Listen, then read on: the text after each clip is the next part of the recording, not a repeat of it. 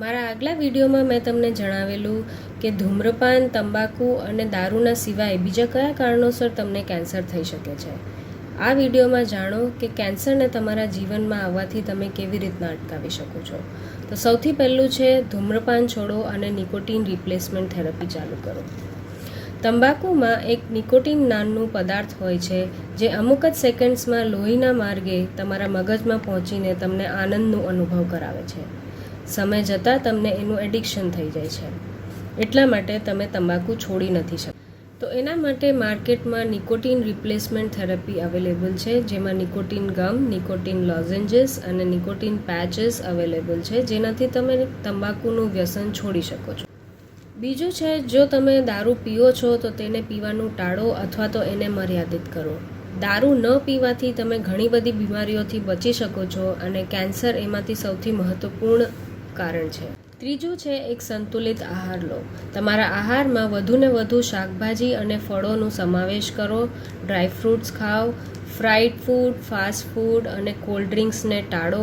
તમારા ખોરાકમાં ખાંડ અને મીઠુંનું પ્રમાણ ઓછું કરો. ચોથું છે શારીરિક પ્રવૃત્તિ વધારો. જે સમય તમે ટીવી જોવામાં લગાવો છો, જો એ જ સમય તમે કસરત કરવામાં લગાવશો તો તમારા જીવનમાં કેન્સર આવવાથી તમે અટકાવી શકો છો.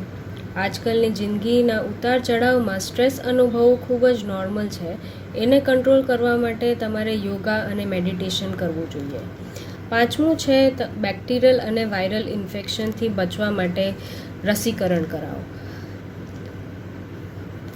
જે કેન્સર બેક્ટેરિયલ અને વાયરલ ઇન્ફેક્શનથી થાય છે, એનાથી બચવા માટે વેક્સિન્સ અવેલેબલ છે.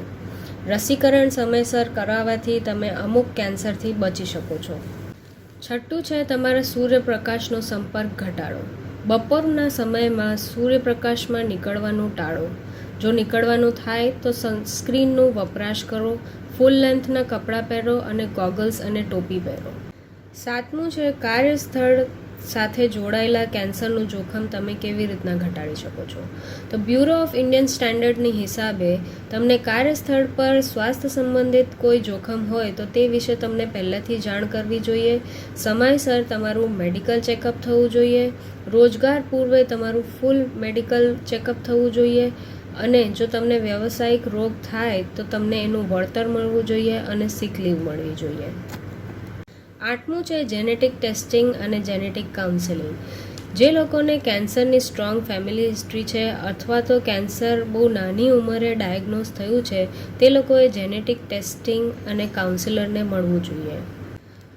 તો દર્શક મિત્રો, કેન્સર જેવી જીવલેણ બીમારીથી બચવા માટે ખાલી એક દૃઢ નિશ્ચયની જરૂર છે અને હું ચોક્કસપણે જાણું છું કે તમે આ કરી શકો છો. ધન્યવાદ.